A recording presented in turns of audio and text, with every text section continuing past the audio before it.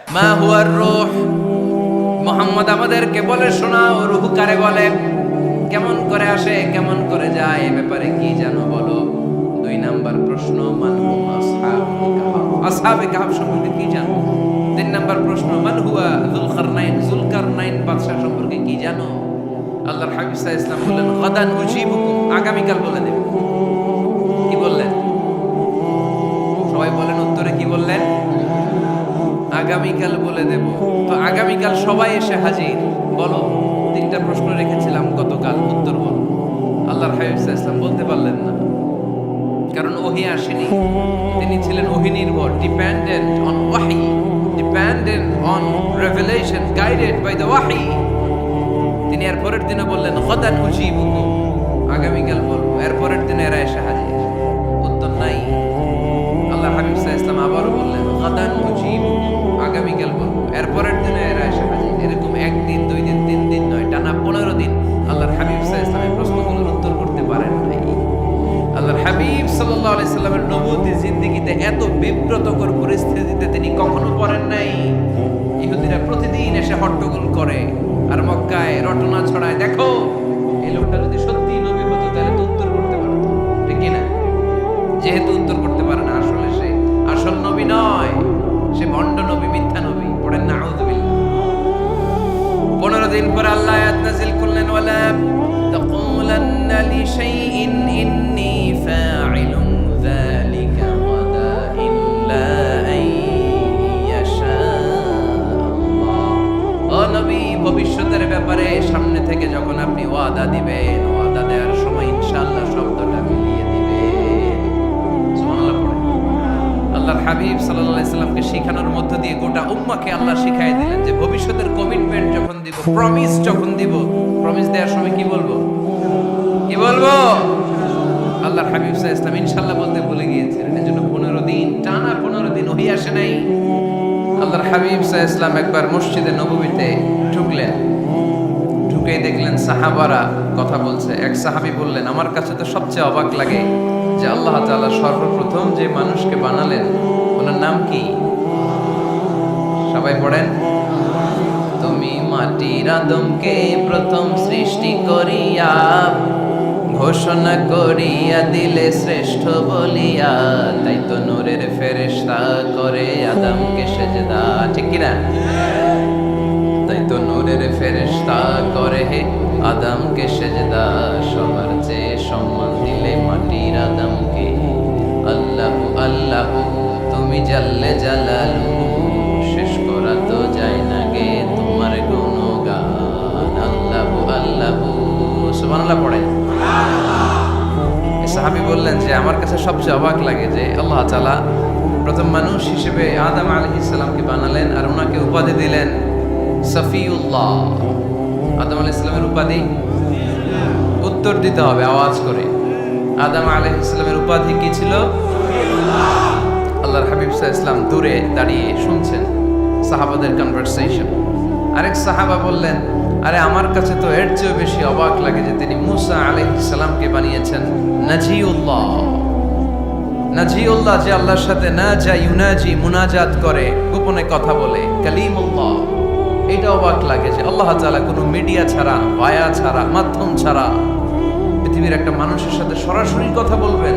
আমার কাছে তো ওনার মর্যাদার সবচেয়ে বড় মর্যাদা মনে হয়, উনি নাজিউল্লাহ। আরেক সাহাবা বললেন, আমার কাছে তো এর চেয়ে বেশি অবাক লাগে সাইয়েদনা ইব্রাহিম আলাইহিস সালামের ব্যাপারটা, কারণ ওনাকে আল্লাহ তাআলা বানিয়েছেন খলিলুল্লাহ। তাহলে একজনকে পাওয়া গেল সফিউল্লাহ, আরেক নবীকে পাওয়া গেল কালিমুল্লাহ বা নাজিউল্লাহ, আরেক নবীকে পাওয়া গেল খলিলুল্লাহ। এই কনভারসেশন যখন আল্লাহর হাবিব সাল্লাল্লাহু আলাইহি ওয়াসাল্লাম শুনলেন, আল্লাহর হাবিব সাল্লাল্লাহু আলাইহি ওয়াসাল্লাম মসজিদে নববীতে প্রবেশ করে সাহাবাদেরকে বললেন, তোমরা যা বলেছো আমি সব শুনেছি, তোমরা যা বলেছো সব সত্যই বলেছো, ঠিকই বলেছো।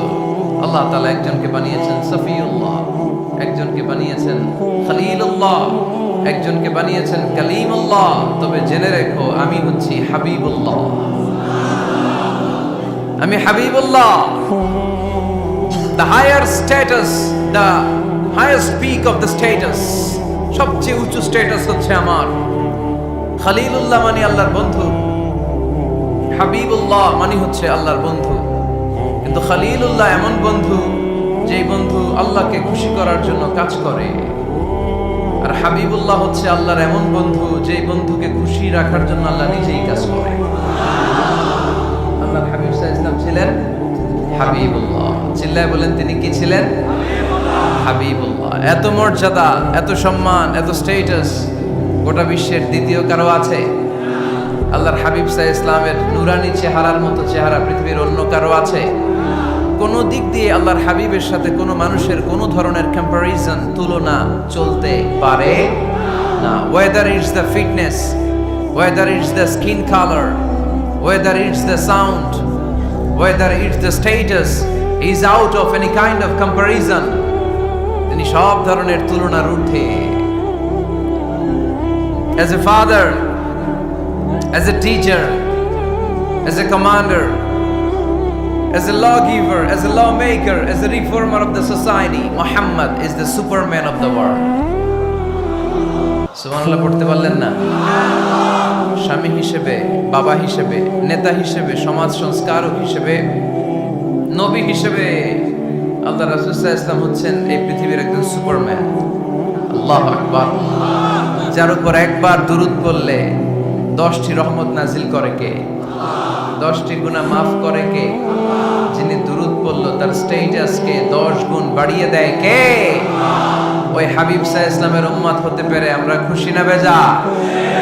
আমরা আল্লাহর রাসূল সাল্লাল্লাহু আলাইহি ওয়াসাল্লামকে আজকে জানার চেষ্টা করব কোরআনের আলোকে, ইনশাআল্লাহ। পড়েন।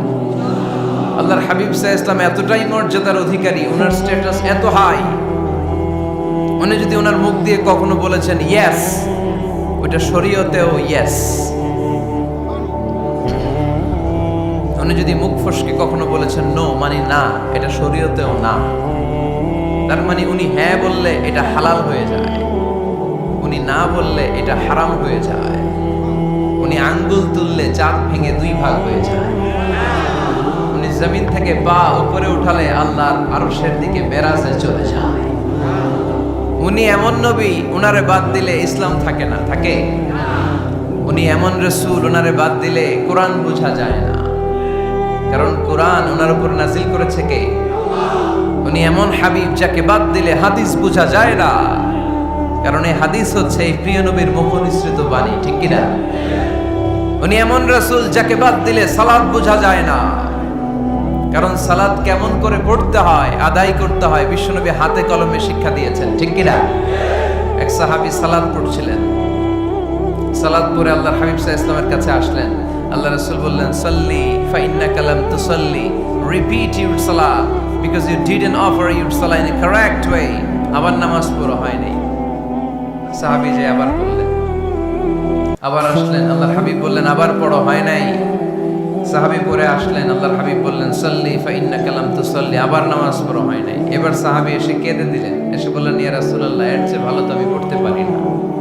আল্লাহর হাবিব জড়িয়ে ধরলেন আর বললেন আসো শিখিয়ে দেই কেমন করে সালাত পড়বে। সালাতে কোনো তাড়াহুড়ো করবে না। রুকুতে যখন যাবে তোমার পিঠটা হবে স্ট্রেইট ফরওয়ার্ড, স্ট্রেইট ফরওয়ার্ড। রুকু থেকে সোজা হয়ে দাঁড়াবে, 2 সেজদার মাঝখানে সোজা হয়ে বসবে। সেজদায় যখন যাবে রিল্যাক্স করবে। সালাতে কি করতে হয়?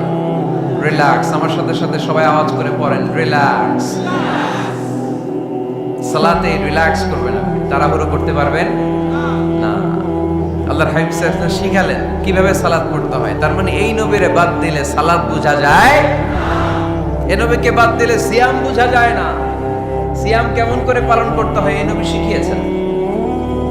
এই নবীকে বাদ দিলে হজ বোঝা যায় না, কারণ এই হাবিব বলেছেন খুযু আন্নী মানাসিকাকুম, কেমন করে হজ করতে হয় আমার কাছ থেকে শিখে নাও।